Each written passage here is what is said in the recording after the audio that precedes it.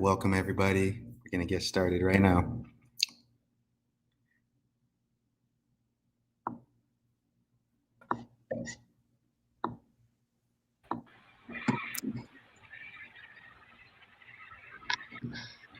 All right.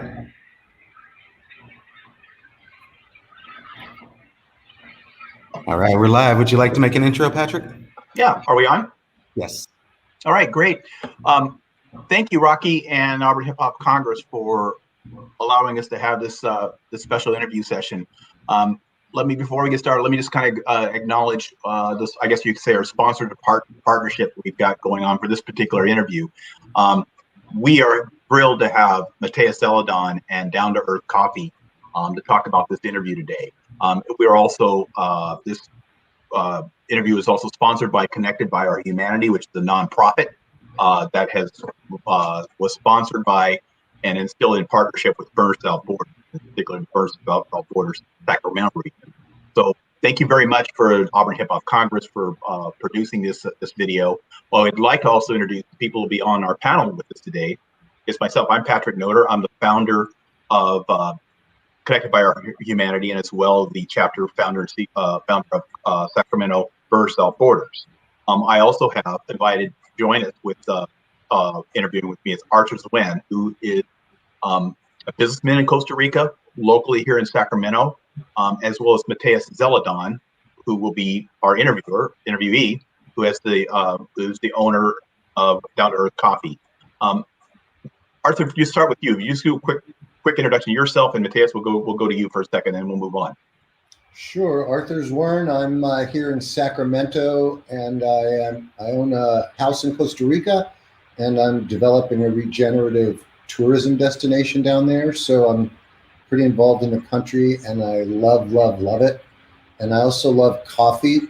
And so when this program with Matias came up, I was, all over it and excited and happy to be a part of it. And I also want to add too that we've got this. We're going to talk about this Costa Rican coffee farmer relief project that we're really thrilled about supporting. Arthur was one of the founding people that jumped in and one of our early supporters, and I appreciate Arthur for that initial and continued support. Thank you. Thank you for pulling me into it. Matias. Yes. Tell us about yourself. A little bit. Okay. This is actually the interesting part. I was saving this for the end, but I'm gonna say that actually I'm in the coffee farming industry in Costa Rica. I'm a little different because I didn't become a coffee farmer until the age of 40. Traditionally, in my family, we have been involved in coffee for 3 generations, but I was in marketing and communications, and then suddenly lightning hit when I turned 40 and gave up. I had a marketing and communications consultancy company, shut that down, and went into coffee. So I hope I can, because of my mixed background, that I can bring in a unique perspective here today. Thank you, Matias. Yeah. Okay. So Rocky, let's see, we've got maybe a slide or two, and then we're going to go to the video, correct? Yes. So would you like me to go to the next slide? Yeah, please.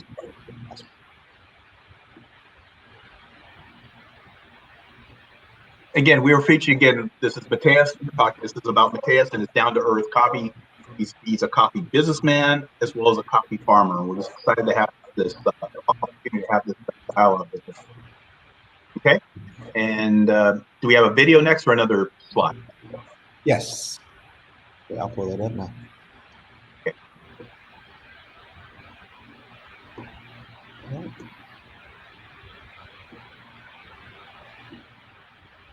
we go.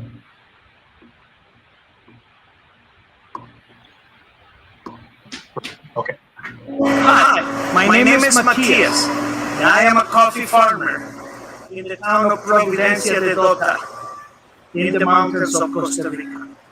It's not easy to be a coffee farmer, but I have been fortunate enough to be able to reach customers in the United States and Canada through e-commerce. So I'm able to market my coffee and make more money than trading my coffee in the international markets. Now, that's not the case with other people. And I have neighbors that are really not being able to make ends meet because the price that they get for their coffee is very, very low. Coffee prices with the COVID-19 crisis have gone even lower. And right now, coffee is consistently trading at about 15% below cost, which means that every time a sack of coffee is sold by a Costa Rican trading unit, the farmer literally loses money. I'm not saying that he makes less money. What I'm saying is that he would literally be in the red with every coffee sack they sell. So I have an idea, but I need your help for that. What I want to do is I want to gather donations so we can take a small group of 3 farmers and give them the money to fertilize their farm. By giving them the money for fertilizer, they're going to be able to concentrate on the yield. Right now, their farms are producing about 80% less coffee, simply because they cannot afford to fertilize the farm. So let me show you what I'm talking about. I'm going to show you my healthy-looking coffee trees full of coffee cherries, developing very well for the coming harvest in December.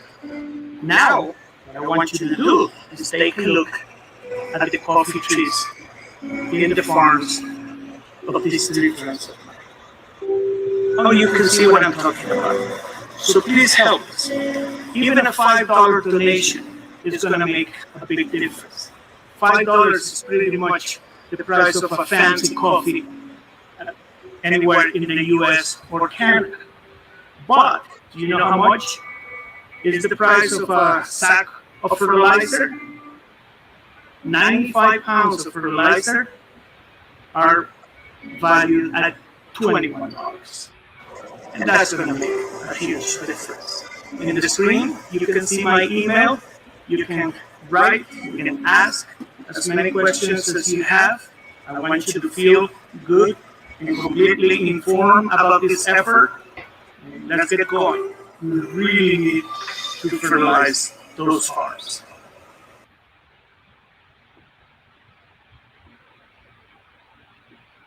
Great. So this was, Matias, you and Juliana put this video together about a year ago, and just to give our audience an update, I think we've probably raised about $3,000, $3,500 so far. Right? And the Costa Rican Coffee Farmer Relief Project is a 3-year project, correct?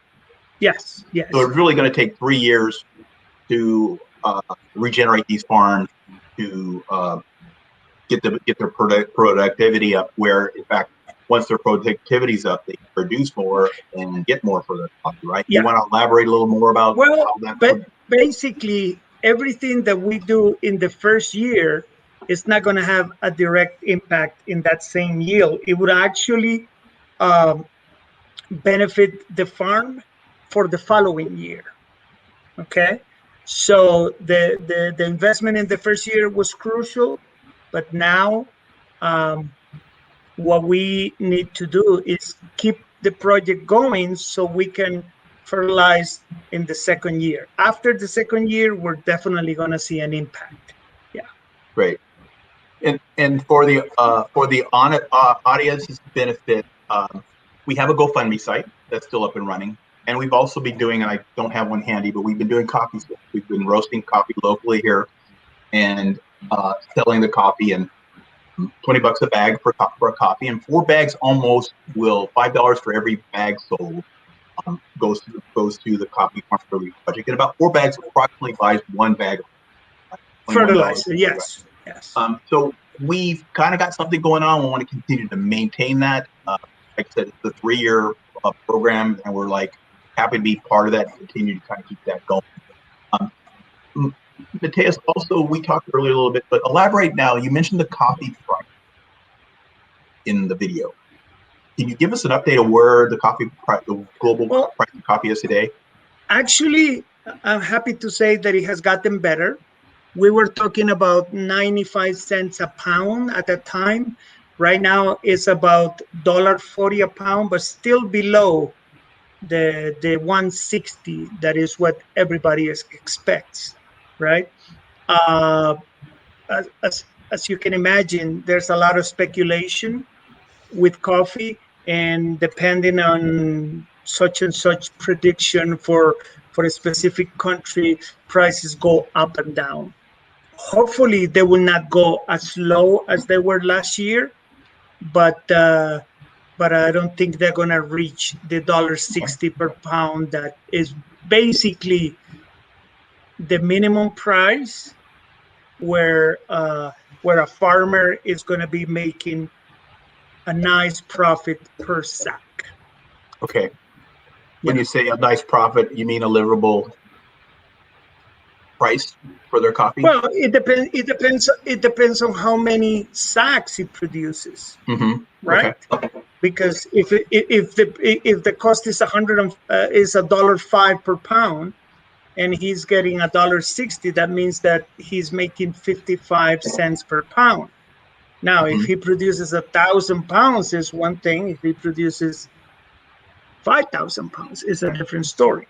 And that's why we need to help these farmers fertilize so they can increase the yield, and the total net profit is much bigger. Yeah. Got it. And the quality improves too, right? And the quality, which is going to allow them to get a better price, of course. And I think we want to talk more about quality down in the road, why your specific coffee that you grow is high award winning and cover that point leading on. Arthur, did you want to add anything to this before we move on? Well, yeah, it sounds like from an economic perspective, a coffee farmer cannot do much about the market price for a sack of coffee, but if they have more fertilizer, they can reduce their cost per kilogram or per bag or per pound. Yes, of course. And by reducing the cost, they can then eke out a profit. Oh yeah, definitely. Like we said in the video, the yield of a farmer that doesn't have the ability to fertilize 3 times per year goes down by 80%. So yeah, it's pretty much very, very hard to make a living like that. So the cycle can either go down, or with the fertilizer can go up, right? Oh yeah. And that's the problem, that once you have neglected, quote unquote, a farm without proper fertilizing and assistance, it takes 3 years to bring it back. 3 years. Yeah.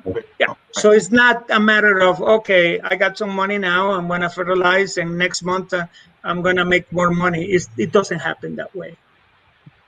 Great. Okay. All right. So, hey, Rocky, are there any questions kind of coming up that we need to maybe address as we're going on? Rocky? No questions yet, but a couple people tuning in. Okay. And then I do want to encourage people to leave a comment. Let us know that you're watching. I know we have at least 7 people watching, 9 people now. So, thank you for joining, everyone. Yeah. Please leave a comment. Let us know you're here. We're in StreamYard, so we won't see your comments unless you post them here. But we can pull them up on the screen like that too. So. Yep.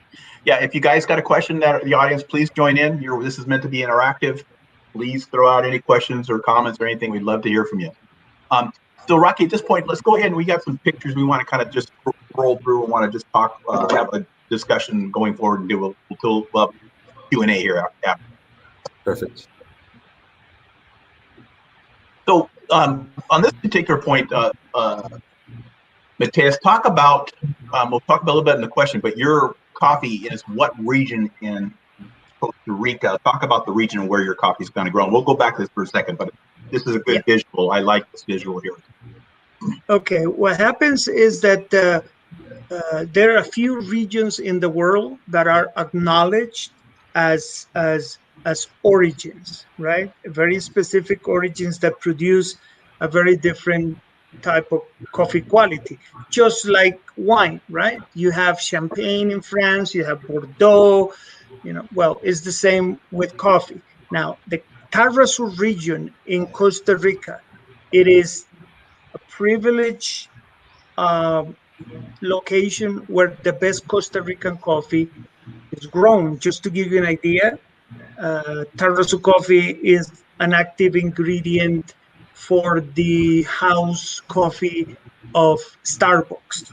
So if you go to Starbucks every morning and you love the taste, a big part of it comes from the Tarrasu region. Now, the Tarrasu region is made up of 3 counties, and one of those is Dota. It's actually the highest elevation, and this is a rule: the higher the coffee grows, the better the quality it is.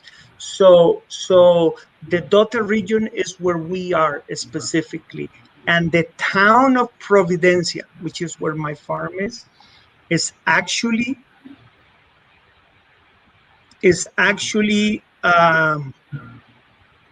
a microclimate, officially considered a microclimate within Dota and Tarrasu. So it has a very unique taste. So this is like if you went to, I don't know, Sonoma or Napa, right, in California for wine, and then you run into a state that produces a coffee quality that is, or wine quality that is totally different and unique from the rest. So we're very fortunate to be in that position. Yes. Great.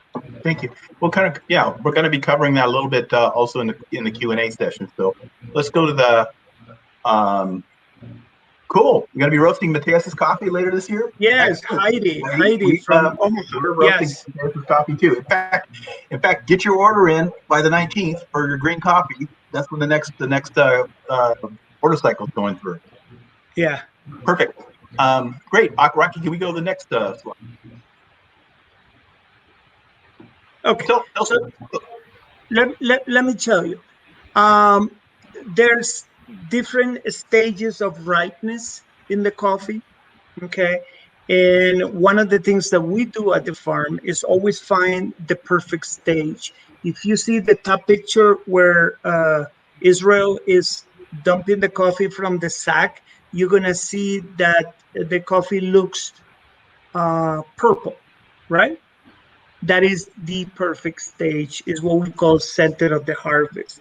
And that's one of the things that we differ from other farms. We're always focusing every single step of the way to produce the absolute best version of that coffee bean. A lot of farmers don't want to do that because waiting to that stage might mean that the coffee fruit has a shorter life. So they don't want to risk it. So they pick it a little bit earlier, not knowing that waiting makes it perfect.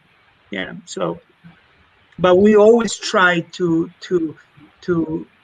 pick the coffee as ripe as possible. Great. Hey, we got a question that came in from David. He says, and I think he means Dota. What makes the Dota area have a different climate? He says rain, heat, or... Actually, the main difference is that we have more water. We have more rain. We have a longer winter, and that makes a huge difference. Yeah, it is all about water.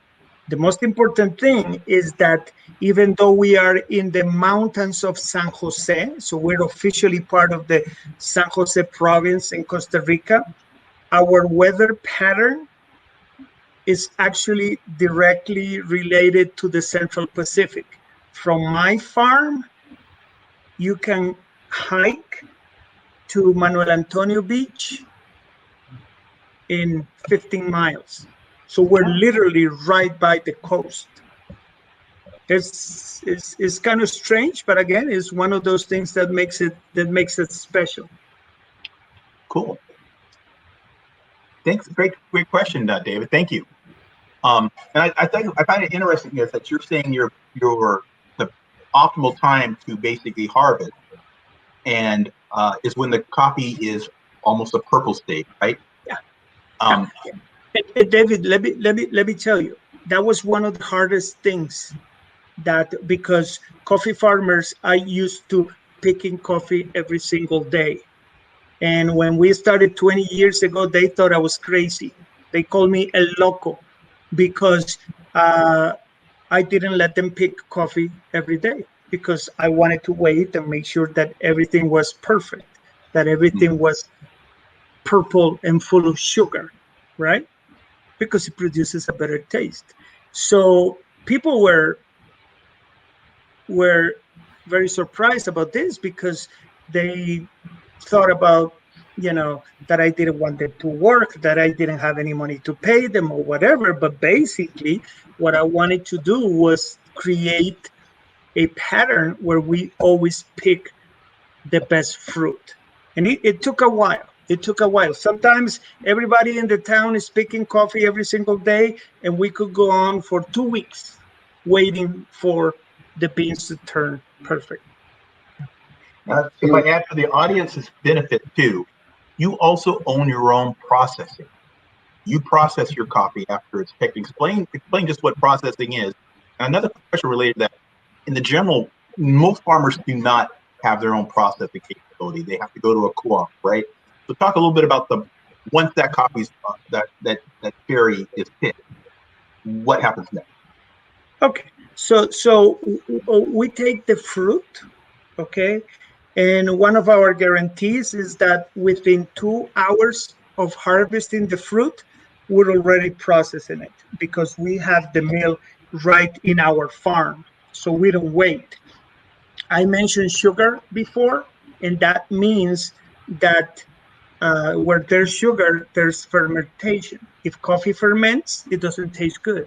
So basically, what we need to do is, in order to foster quality, is to pick the fruit and mill it as soon as possible. Milling means taking the skin off, and most important, washing off the excess sugar. Okay, if you are a few steps ahead of everybody in the coffee industry and you have heard of the term washed, that's what we do. That's my preference. We wash all of the sugar around it. If you have heard the term honey coffee, that's the opposite of what we do. Honey coffee means that the sugar is left around the bean after the fruit is peeled and processed. So that coffee, once it has dried out, we dry it under the sun for 8 days as an average. Once that coffee is dried out to a 10% moisture content, we store it. Actually, my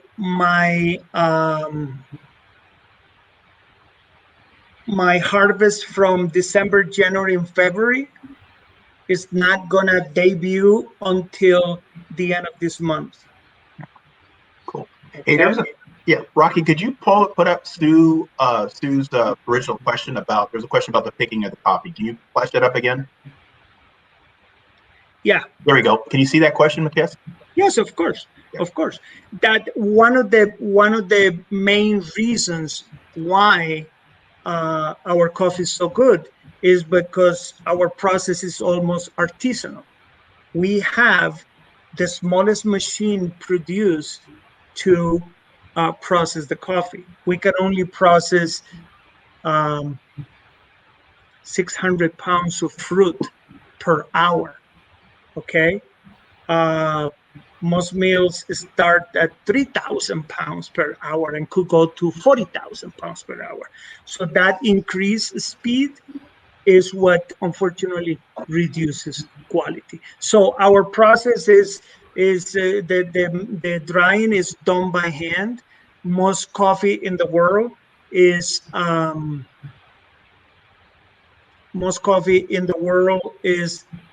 dried out to 10% moisture content using mechanical means, and that probably takes 18 hours to 24 hours. We sun dry it for 8 days. So everything in our system is defined by the highest possible quality.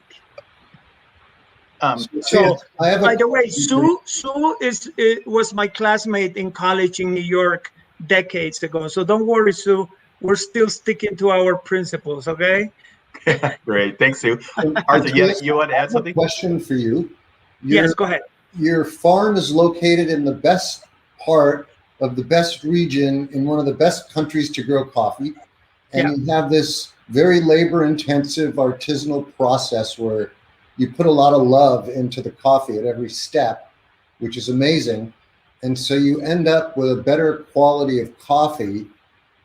What do you do to try to get a better differentiated price for that coffee instead of just selling it at the world market price for a sack of coffee?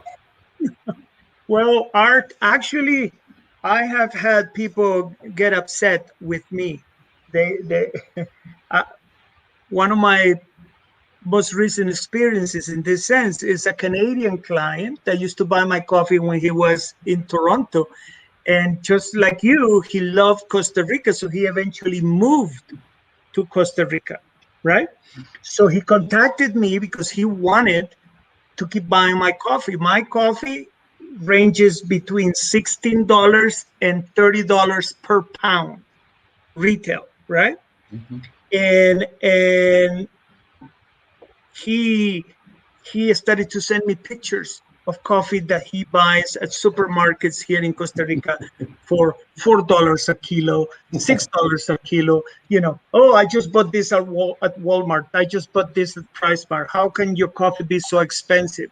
You know, well, because it reflects a quality level that is, unfortunately, it prices it out from most people range. I mean, you go to a supermarket in the States, coffee ranges between $7.99 and $9.50, pound. But mine is literally double than that, and my super premium is $30. Wow. Yeah. Okay. Well, some people like to drive a Porsche, and some people like to drive a Toyota. And sure. Things, just like. But let me tell you. Let me tell you what the quote unquote problem is. This man paying $4 or $5 or $6 per pound here in Costa Rica is not getting my coffee, but is getting coffee that is literally much better than Folgers and Maxwell House and Hills Brothers and Tim Hortons and so on. So obviously he sees an improvement, and then he says, well, $6 versus 16. Sorry, Matias, take me off your list. Yeah. Jerry commented the high profile customers love your coffee. It's like the discerning coffee drinker. Oh yeah. Will pay that premium. The discerning will pay for a higher price bottle of wine or even beer as such. Sure. In that same vein of quality, Matias, I want to recount a discussion you and I had. And I love this analogy because I'm a coffee roaster, right? I go get the honey roast and or the honey process, but I get the natural process, which is even on the other extreme, right? And I asked you, why don't you do natural or honey? And do you remember the cake recipe analogy you gave me? Honestly, I don't remember, but share it. What you told me is like 6 years ago, right? Yeah, it was like baking a cake and not knowing how much sugar or how much ingredients were going to go in each one. And when you sell a quality product that you produce and you sell, it has to be consistent, right? Yes, that's right. Okay, that's right. So for your market and your level of quality, this is why you do wash for the consistency. You get that. You want that consistent. Someone like myself, for example, I roast coffee for the difference and stuff. So I'll maybe try a red natural, but for your business and your level, the price you charge for your coffee, you need a consistent price. Yes. Well, I just like that analogy. Okay. Actually, yes. And what's interesting? Hey, Rocky. Okay. So he's the behind the scenes guy. Okay, so you know what happens? Okay, in the world of coffee, especially in the United States, there's so much competition that people are always looking for the latest gimmick, right? So, for instance, there's people who are doing honey coffee, but then honey coffee means could be yellow honey, red honey, black honey, which literally means taking the coffee fruit and leaving the skin out and simply drying it like that. There's absolutely no control over the outcome of that process because you don't know how much sugar is in there, how easily it's going to ferment or not. But those are different tastes. Now, what I have realized is that by sticking to my guns for 20 years, I'm actually different now because everybody's experimenting. The other day, this friend of mine who actually likes to experiment as a colleague, he says that he had produced an anaerobic coffee and he had sold it for something like $800 a sack, which is $8 a pound.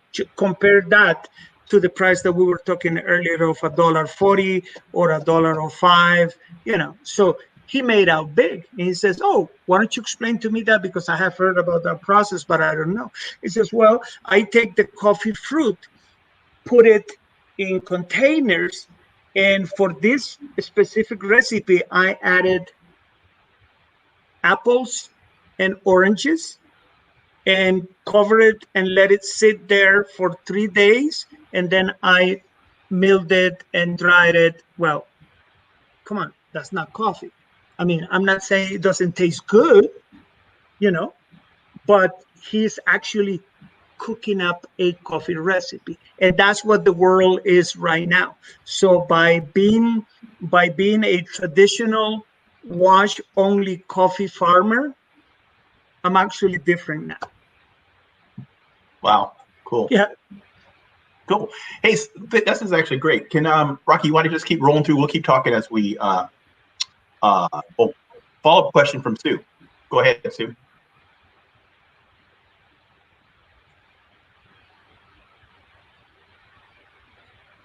Oh yeah, we're still doing things exactly the way we did 20 years ago.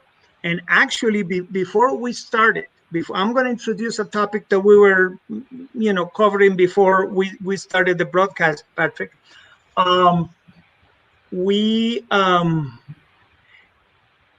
Ever since day one, we merged our coffee marketing effort to tourism, right?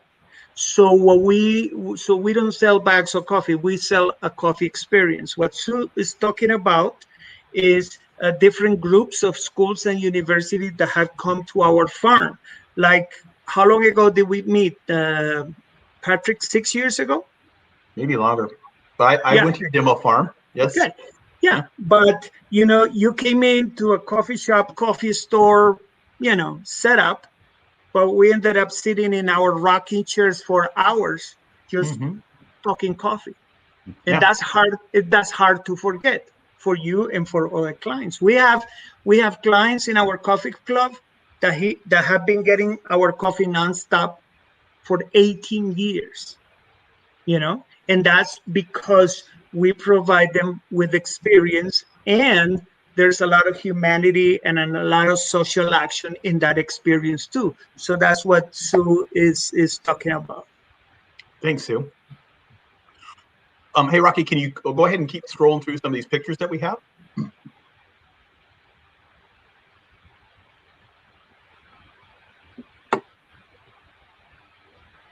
Okay. Oh, it's very important. Do you see the white sacks of coffee fruit? Do you see how dark Purple. the fruit looks? It's completely purple. That sack is actually oozing sugar. Now, there's no danger of fermentation because we mill it exactly at the same, almost at the same time that we're harvesting it. But when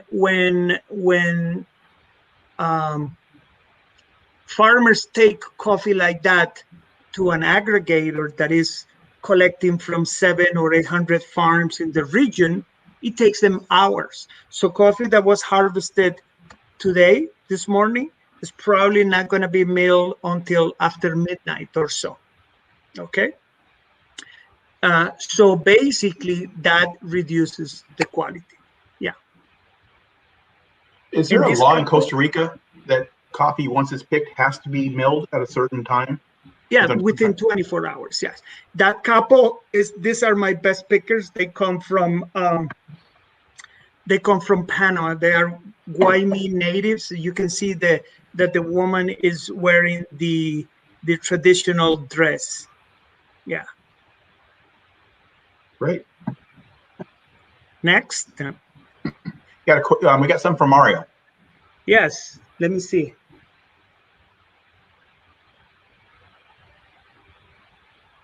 Yeah. Okay. Yeah. Mario is actually mentioning something very important. By the way, I hope Mario is enjoying a cup of the medium roast we delivered to his house a few days ago. Okay. So he's talking about a law. Actually, Mario, that law is from 1962, and basically the goal of this law was to protect the small farmer from the larger conglomerates. Okay. Actually, I talk about aggregators, mills that collect coffee from 700-800 different farmers and so on. And sometimes they collect from 2,000 farmers, right? Depending on the reach. But then they process the coffee and they sell it to a larger company and so on. Bottom line is that 80% of all the coffee traded in the world goes through the hands of 4 companies. 3 German and 1 Swiss company.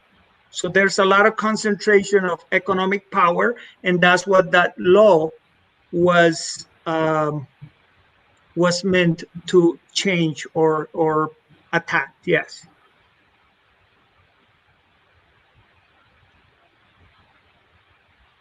It depends, Mario. It depends, because what might be good for a very small producer doesn't motivate somebody else to do business in coffee.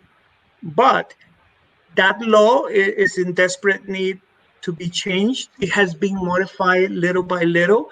And right now, I am actually a new generation of coffee farmer, right? That is enjoying internet and easement of regulations and so on. Mario's family used to have coffee.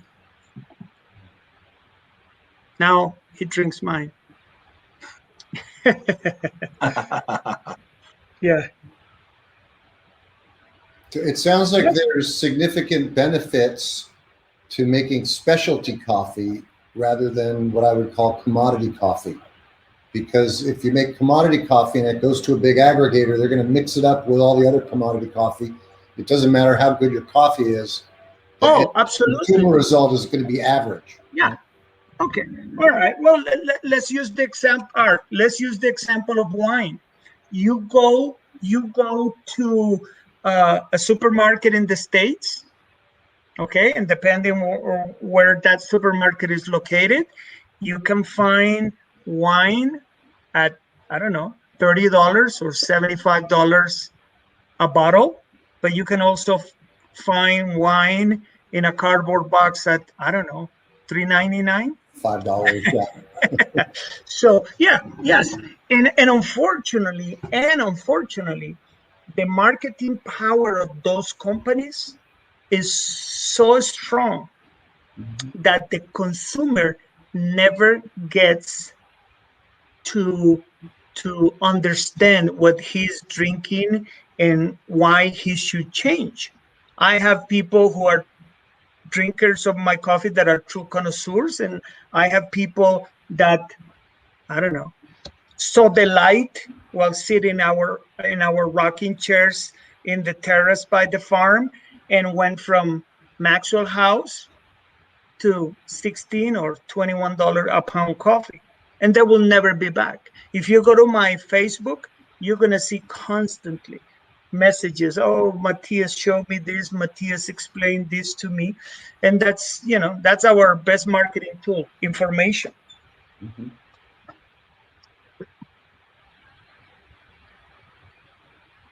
And hey, Mario, and I love your comment about this is what we're hoping to get to someday. You're drinking this dark roast is that we have this audience that are having the discussion with the coffee farmer and is actually drinking his coffee. That morning experience. We have other projects as well in Uganda and El Salvador. We'd love to get to that level where, hey, you can have a discussion with that coffee farmer and have this dialogue and be having that cup of coffee that came right from that farm. Yes. And this is what we can do in future kind of things. But you are on the forefront, Mario, what we're trying to get. Thank you. By the way, Mario also orders my avocados. So he's client of coffee. Oh, no, he orders my 3 products: pork, coffee, and avocados. So. All right, what do we got next up, Rocky? Okay. This is what I like to get to the point. This is where the coffee, the quality coffee, comes to results. Talk about the Golden Bean roasting competition and how did it apply? Yeah. Okay. So actually, let me talk about the picture on the top, because that is the way we dry the coffee. And this is very important because David was asking about what made us different. During the growing season, the high moisture content of our region, because there's so much rain, is what actually benefits the coffee. But during the 3 months of the drying season, we don't need that moisture content. So a lot of farmers are able to sun dry the coffee without any cover. We had to create plastic tunnels because the coffee, when it goes into the sun drying beds, it might be at, I don't know, 26, 28% moisture content. And it would start, if it is uncovered, it will start to go down until about 14 or 15%. And it would stop because that's the moisture content that we have in the atmosphere around us. So we had to cover it, and it wouldn't go down below that. So we had to cover with plastic to concentrate the heat, to stop some of that dew point, and allow the coffee to go down to 10. Okay, and that's an 8-day process. Yes. Now, the the Golden Bean is actually a very interesting story, because one of the roasters that bought our coffee from Oregon entered a sample. But he's a very cool guy. I love him dearly, but he's very forgetful. So about, I don't know, 2 months after the contest, we were chatting. One day he says, "Oh, by the way, Matias, did I tell you that, I entered a sample of your coffee into a contest?" I said, "No, you didn't." He said, "Oh yeah, you won a medal." And that actually opened my eyes. That was in 2016. And then I said, wait a second. If my coffee is good enough to win medal at the Golden Bean Roasters competition in the States, why not consistently enter samples, right? So in 2016, we won 1 medal. By 2019, we had accumulated 10 different medals. Okay. 2020, obviously the edition was canceled, and seems like 2021 was also going to be canceled. So maybe in 2022 we're going to be participating again. Now, it is impressive, right, that I have won 10 medals, but that's no guarantee that a consumer is going to love my coffee, because when a person buys my coffee is buying a very good example of the is buying a really good example of a very specific region, and the traits that our soil and the excess moisture that I've been talking about produce. It might not be palatable for that person. There's a huge percentage that it will, but it doesn't mean to, right? This is a very high-end contest of, true connoisseurs, roasting the coffee specifically to achieve a taste and so on. Yeah, but we have 10 medals. Now, okay, this is very important. I'm going to tie this up with what we were talking before, that I am a traditionalist, right? I still do washed, and we have won silver and bronze medals, 10. So I talked to one of the organizers of the contest, and I said, Sean, come on, I want to win gold. What do I need to do to win gold? I've been getting bronze and silver. This is Matias. I had to tell you this, but you're not fashionable right now in the specialty coffee industry, because now people like the fruitiness of the honey processes and the anaerobic process and so on. So, among connoisseurs, I might be a little dated. Thank you. Just elaborate, the Golden Bean coffee roasting, it is the premier coffee roasting competition for all of North America, correct? Yeah, it started in Australia. Don't know I hadn't heard of Golden Bean before, but this is it started in Australia, okay, and it came to the States, I think 2015 or so. Is very interesting, because if you look in the list of medals, you're gonna find a roaster that entered my beans. So I consider this award an award to my farm, right? You eventually, XYZ company won a medal with this, and then it will credit the farm and it will explain the process and so on. And that's where you will see the name of my company. Yeah, but it is the Golden Bean is actually specifically a roasters competition. Now, in that set of pictures, the one on the left, Rocky, can you show it? Okay, so there I have the Costa Rican brewing bag, okay? And that's a very specific way to brew the coffee. I don't know, Art, how do you brew your coffee when you're in Costa Rica? Not like that. I have a coffee maker at my house, so I do it all wrong. So this is the Costa Rican coffee maker. By the way, David, the person that asked the question about what made our coffee different, actually just order one. We're going to ship it in about a week. So yeah, it's a very specific way. It's totally the opposite of the French press. It has a different effect on coffee. The bag, the cloth would hold back oils, and it will make the cup of coffee smoother. But if you like the bite, if you like the bite that strong coffee gives you, then this is not a good method for you.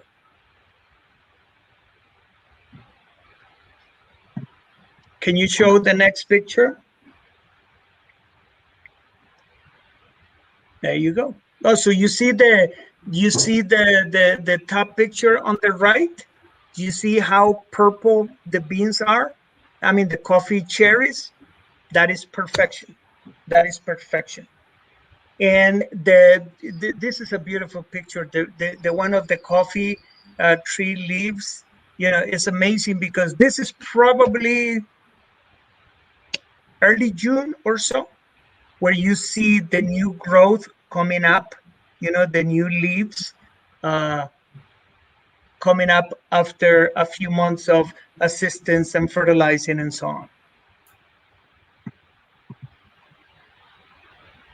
Matias, I have a question for you. The last time I was in your area of Costa Rica, I had a chance to try raw coffee where apparently it wasn't roasted. It was ground up somehow and made into a coffee drink that was raw. And Wow. very different than any coffee I've ever had, but it was really good. And I'm wondering. Really? Yeah. That's amazing. I have heard that people do that to guarantee the very highest caffeine content. You know, they grind the actual green beans, you know, and extract the oil with a very high caffeine content. They use it to lose weight, you know. I don't know. Maybe somebody thought that you had a few extra pounds, Art. I'm skinny. Yeah. But again, let me tell you, that's probably what some people call white coffee. It is, again, the industry is so dynamic because there's so much need for an edge, you know, to market your product, that there's all kinds of things, you know. I used to, the skins of the coffee fruit, we used to do them as fertilizer. You know how much I charge now per pound? $18, because people are making tea and beer from those skins. So, you know, that's one of the good things about the U.S. coffee industry. I'm looking at building low-income housing in Costa Rica using very regenerative practices. And I found a company in Colombia where they also make a lot of coffee that makes wall panels out of leftover coffee bean husks and recycled plastic. And so they're using the coffee bean remnants as the fiber to strengthen the walls.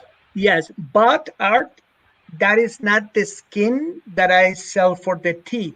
That is actually a husk that separates from the coffee bean when in the drying process. When you take it down to 10%, as it dries out, it will lose size, and actually a husk would disconnect from the actual bean. That is the husk that they use.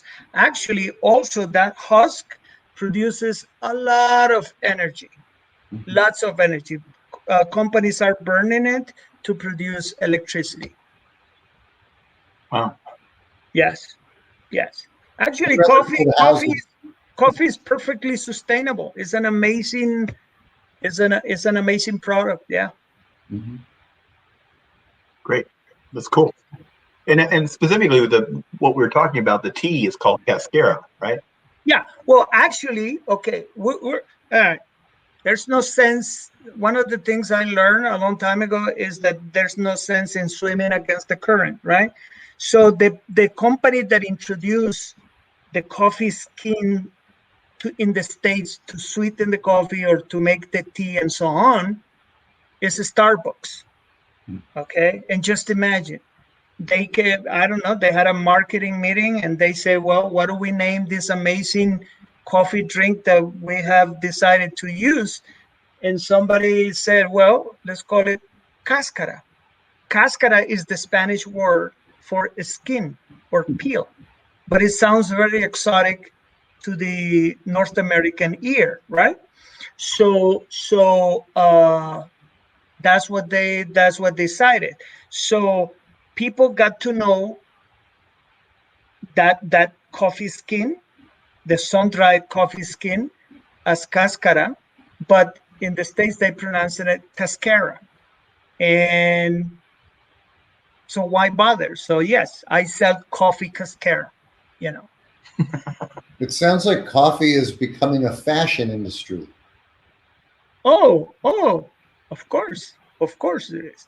I have a colleague that hit one of those perfect, perfect storm coffee harvest and produce an amazing product, right?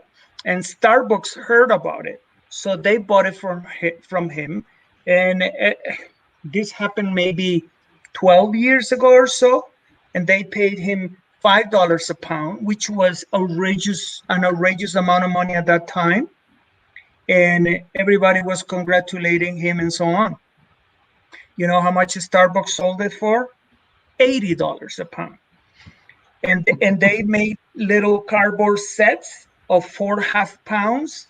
Each buyer was limited to only 1 box per purchase. And it was like the launching of an iPhone. There were people line up.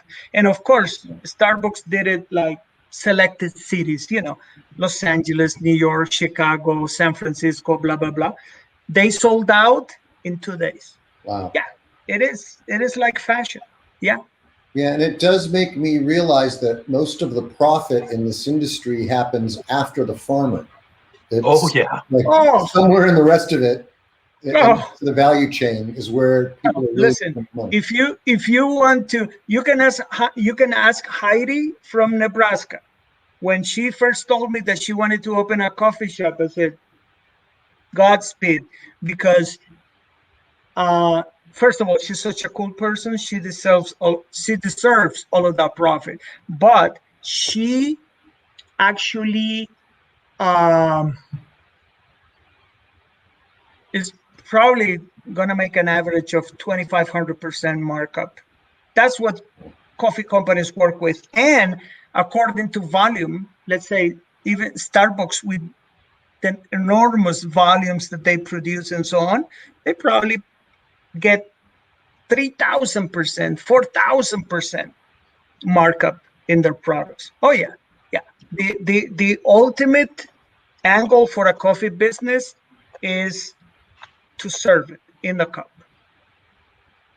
And so you've gotten closer to that by selling directly to the consumer rather than selling to the international market by the sack, right? Oh yes, of course. That's the only way I have sold my coffee. Actually, I didn't start to sell green beans to roaster until maybe 10 years ago or so, that a company approached me, a company from Boston approached me. But yeah, we have always roasted our coffee. And I have made some enemies in my coffee shop here in Costa Rica because American consumers come in and most of them have no problem with the prices of my coffee. But sometimes people, get annoyed because since they are in Costa Rica, they expect a cappuccino to cost, I don't know, $1, right? Because it is they are in Costa Rica, right?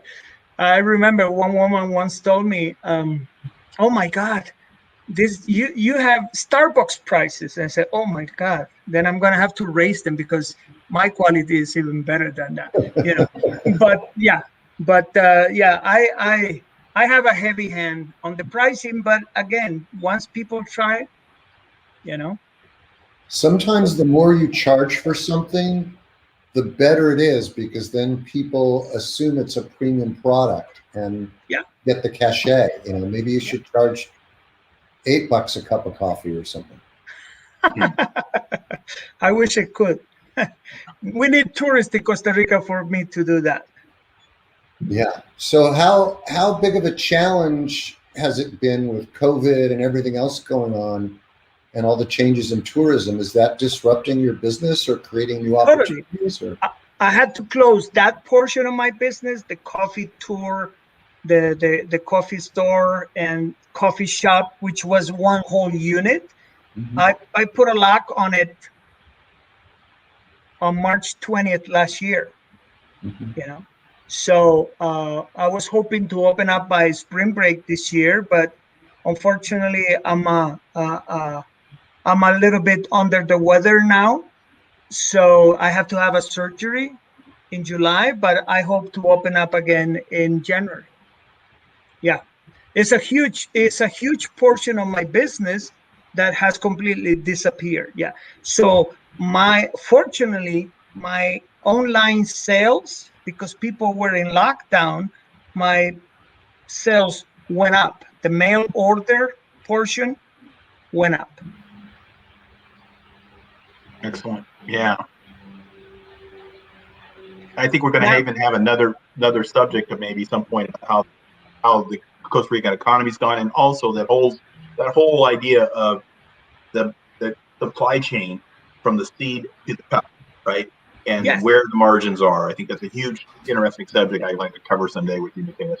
Yeah, but Patrick, actually, let me make a comment on Mario's note, because I said that we just delivered medium and dark roast to him last week. He is in Costa Rica. Because of the drop in business, because there was no tourism, I had to start selling to Costa Ricans. And Mario is one of my clients, that is actually enjoying my coffee right now. But if it hadn't been for COVID, he probably would have never heard of it, because I wouldn't have had the necessity to move some of that volume within Costa Rica, because I was 100% export quality. So I'm wondering if there's opportunities now that tourism is reemerging in Costa Rica. Are there opportunities to market premium coffee to the tourists so that by the time they leave, they want to sign up for your coffee club and keep ordering even once they're back home? Oh yeah. Well, like I said, my point of sale is gone, but sure, that has been the way that we market it, by meeting the coffee person, the client personally, and explaining why the coffee tasted like this or that or what. And listen, I have had people resist, and I have literally told them, listen, here's my coffee, drink it. If you don't like it, you don't pay for it. So sometimes we get forceful. At the end, everybody walks out with a few bags. Yeah, but definitely with the tourist industry, that experience is going to come back to life. Yes. Well, I'm also thinking about people like me who have rental houses in Costa Rica that are rented to tourists.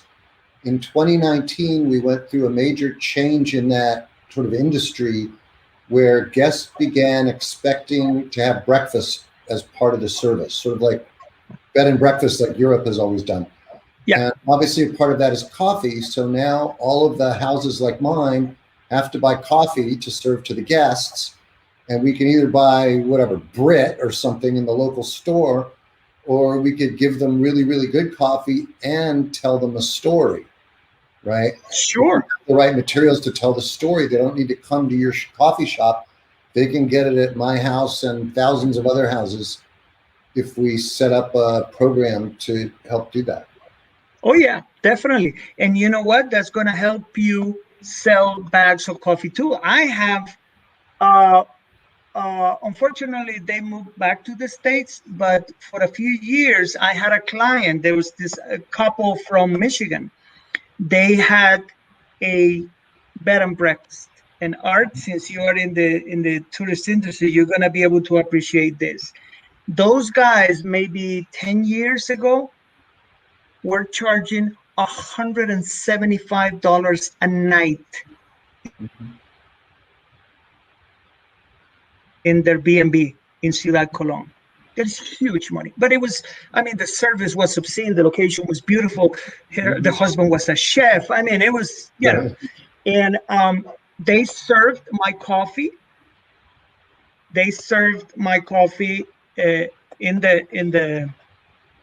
During meals, and they also sold bags. So one time I called this woman and said, so how is it going? It says, you haven't seen the Facebook comments?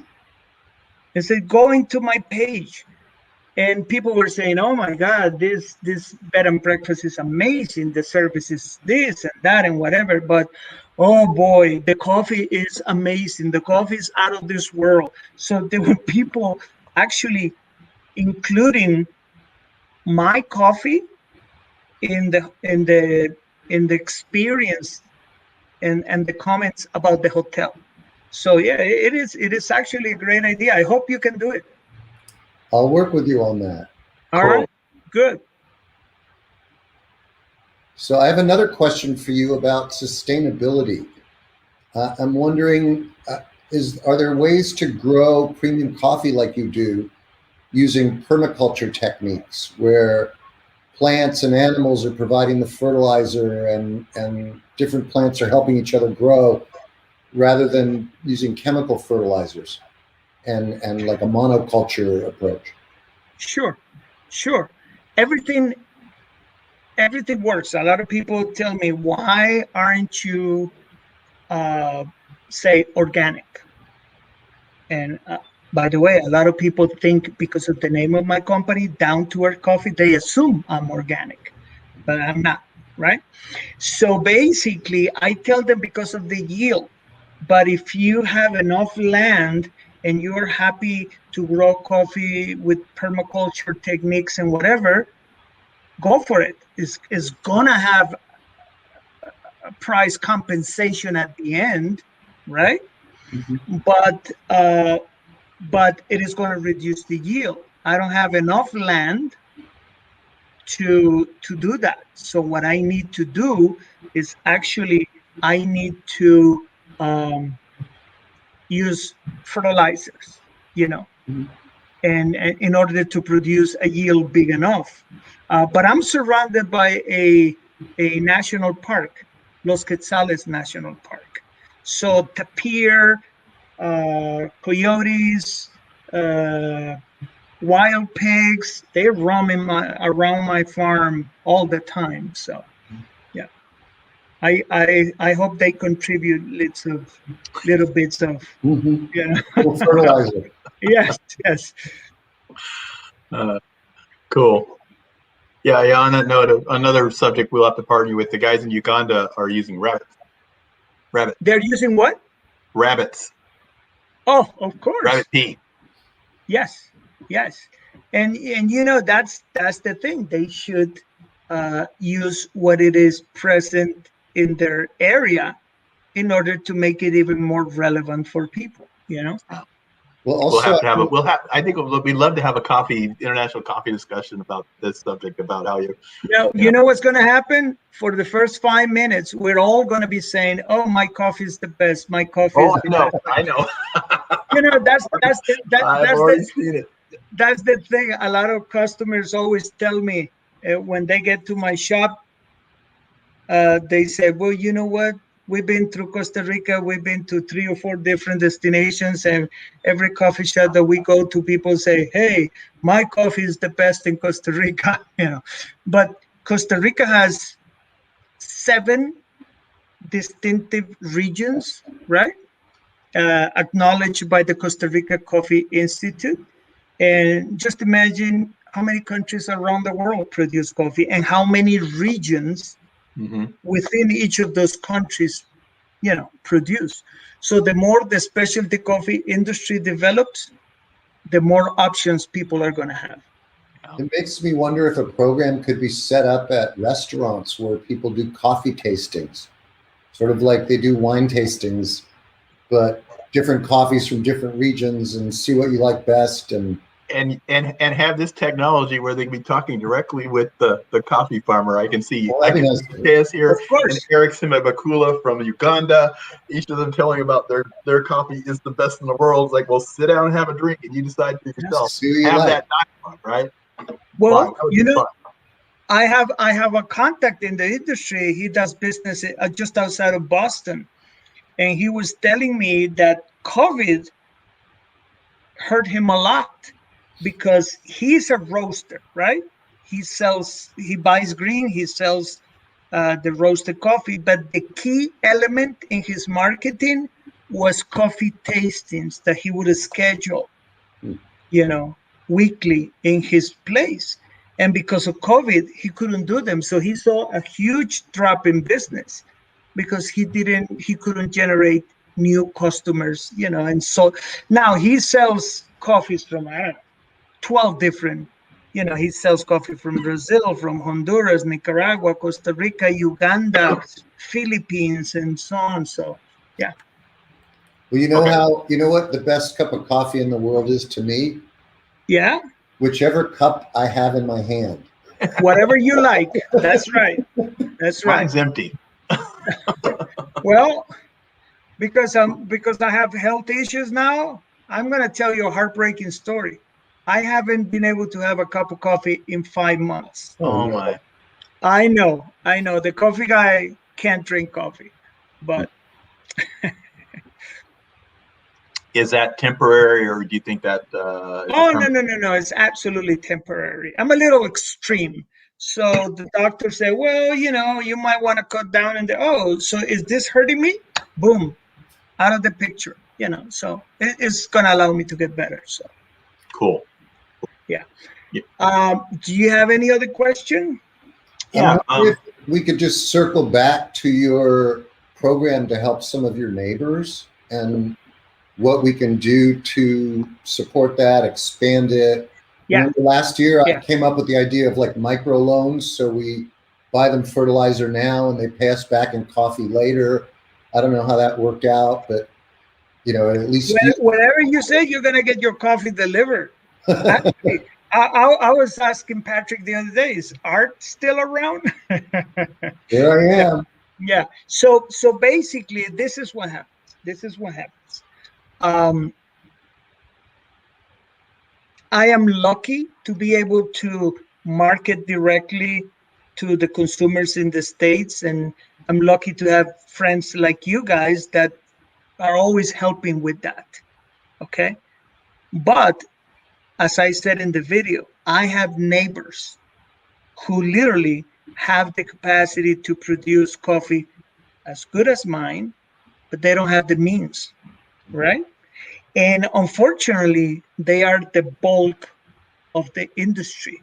Like you said, the farmer is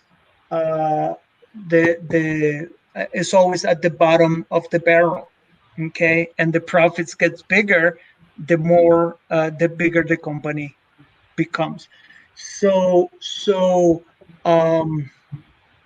basically what we're trying to do, and this is an idea that Patrick had, was to help these people fertilize.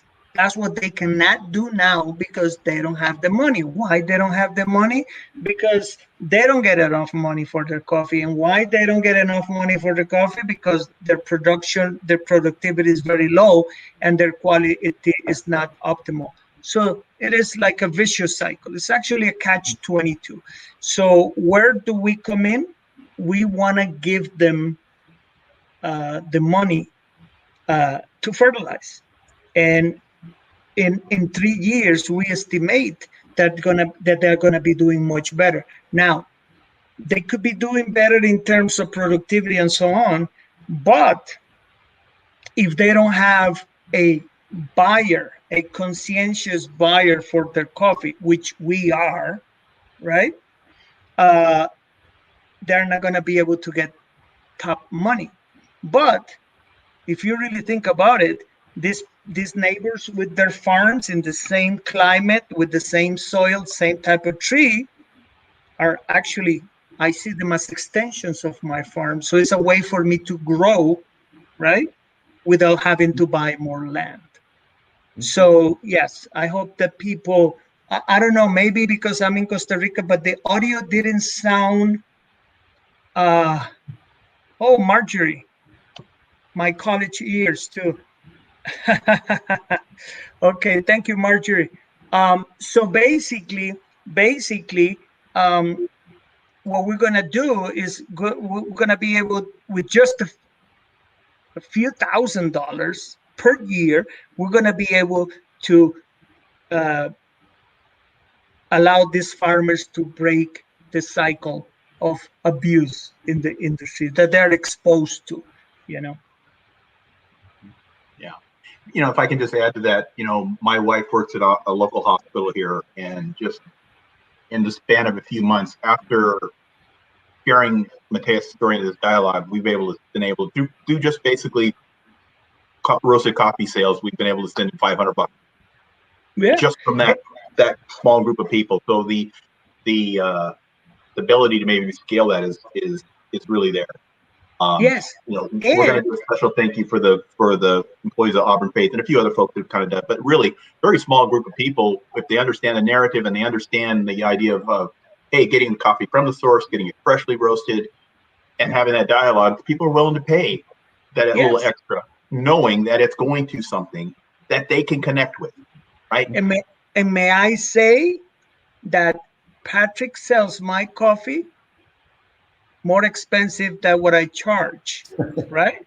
But but again, he's creating an experience for these people. Because if I am a small batch roaster, Patrick is a nano micro roaster, right?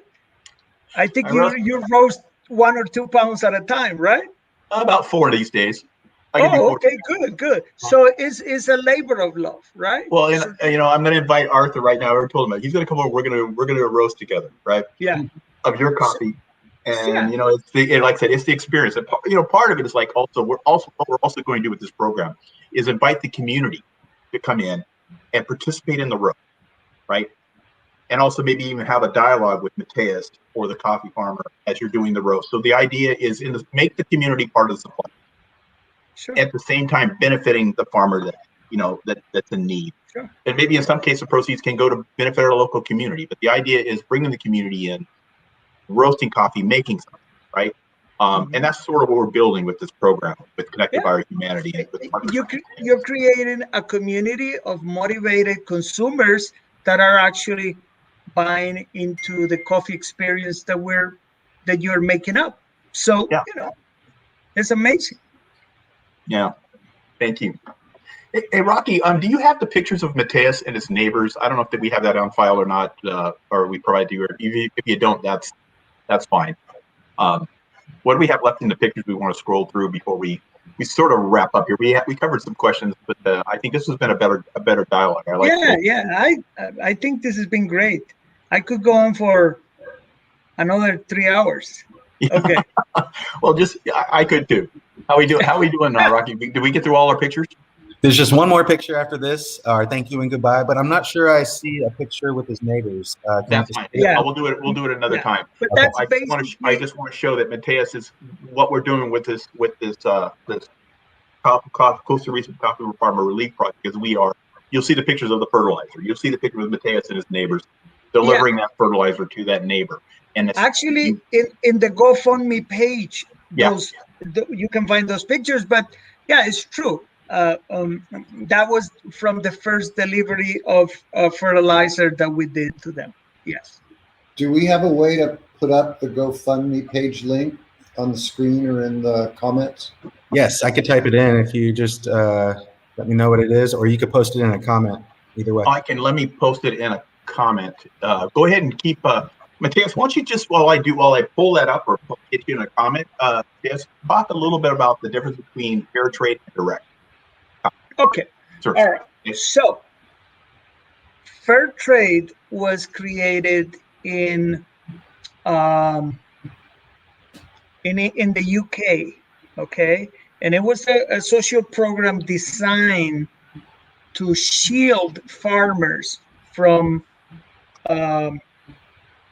speculation, but most important for bad practices of large buyers. At the beginning, I was talking that coffee fruit has a limited quality life because of the sugar content, so it can actually spoil very easily. So when the coffee fruit is ripe, the farmer has to pick it and deliver it to a mill. 99% of coffee farmers in the world don't have their own mills. Okay, so there was a lot of abuse. People who would literally say, "Oh, you know what? I can only give you this much money today. Take it or leave it." You know, that type of thing. So the fair trade movement is actually a movement that set up minimum amounts of to be paid to the farmer in order for the farmer to make a better living and pay better wages. That's the compromise. We give you more money for your coffee, right? And you pay it forward, right? Okay. Now it worked. It worked for a while, but then the problem with fair trade is that it is left up to the person to abide by the principles. There's no way for the once a company is certified by the in the States is the company that manages the fair trade is called Transfer. It's actually based near you guys in San Francisco. So they don't police the terms of the agreement, the terms of the certification. So a lot of people can be cynical about it, sign up, get certified, but don't fulfill, don't adhere to the principles and screw their workers or whatever. So then an option to that came, which is called direct trade, which is basically what Patrick does. 10, 15 years ago, Patrick would need to go through a broker, in the States, selling my green beans, say, and that broker was actually buying from a wholesaler and so on. So there was a lot of middlemen in the process, making a bigger chunk, of the money. So now direct trade, and that has been fostered by the internet, allows Patrick to buy directly from the farm, right? And eliminate the middleman and give me a better price and still have him get a better price too. Now, direct trade is up and coming. It is a good marketing point in the States, but it doesn't have the visibility of the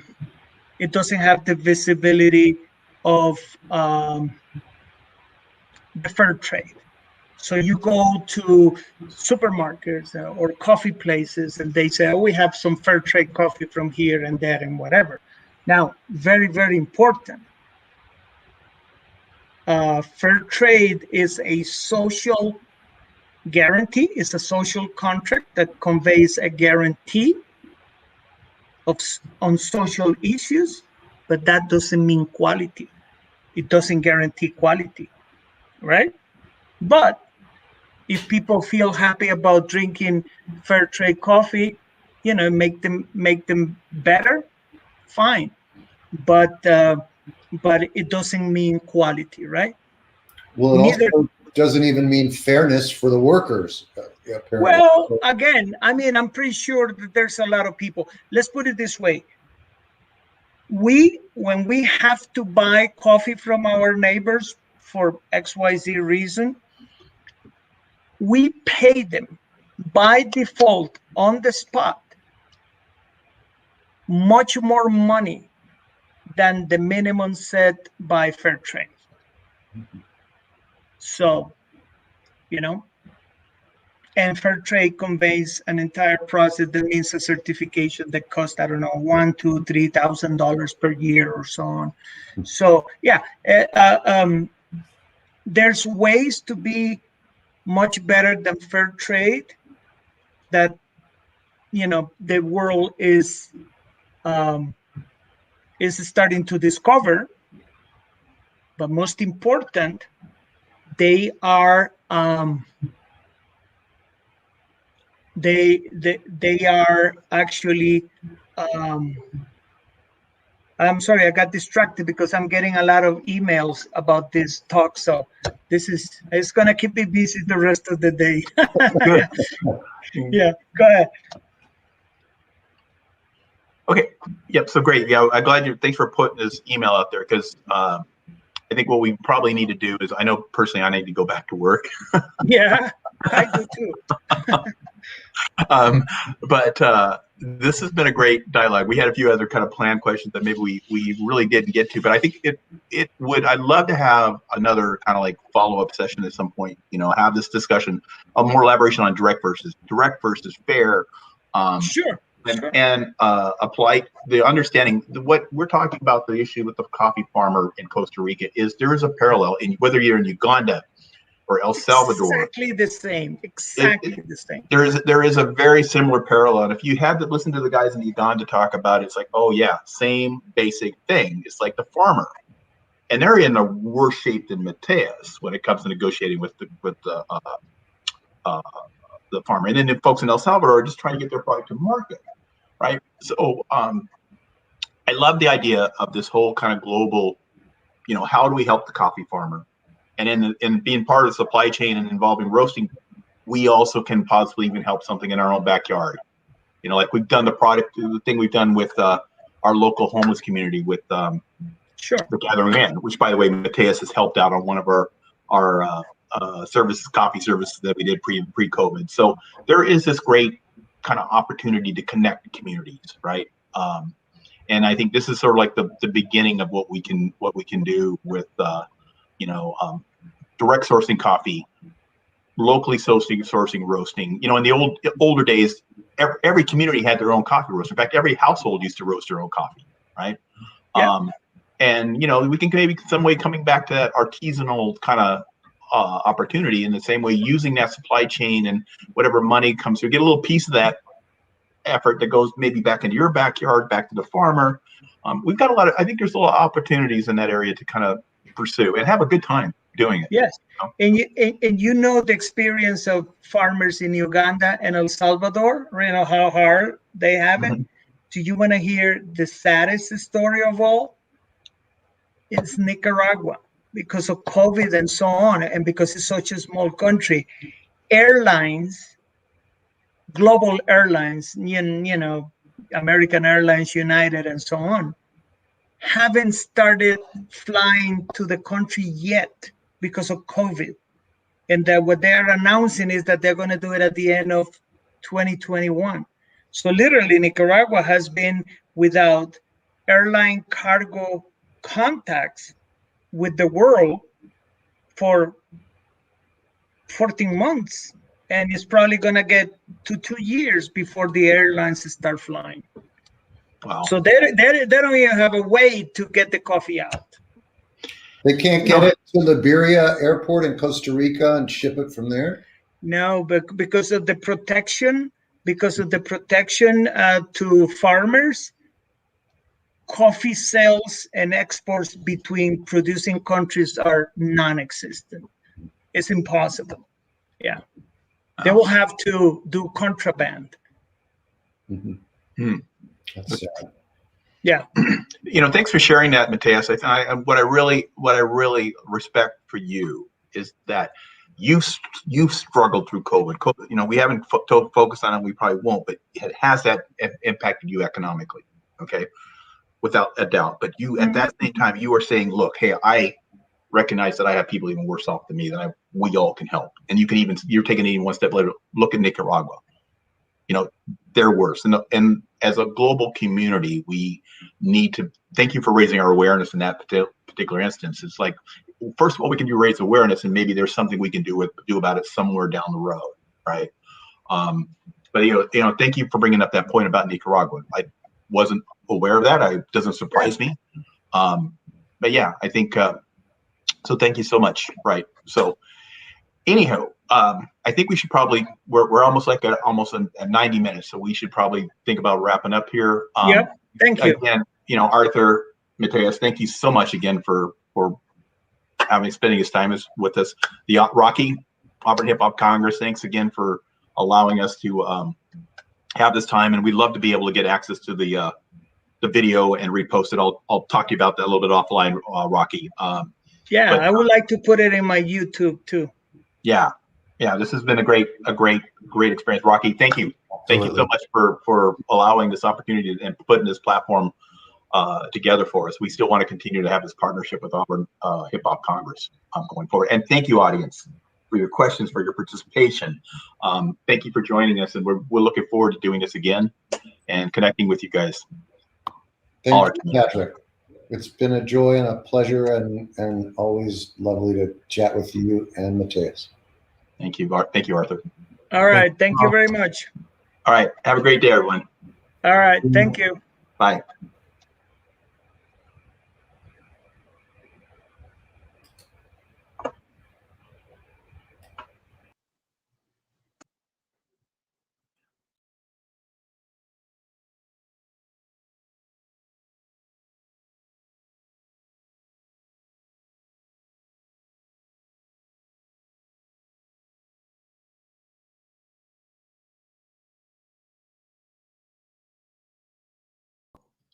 All right. Thanks everybody for watching. This was a beautiful broadcast. Please hit that share button one time and share it with the world. You never know who might be interested in learning more and some great information here and a chance to connect with, the farmers that produce our coffee and just hear more about other parts of the world.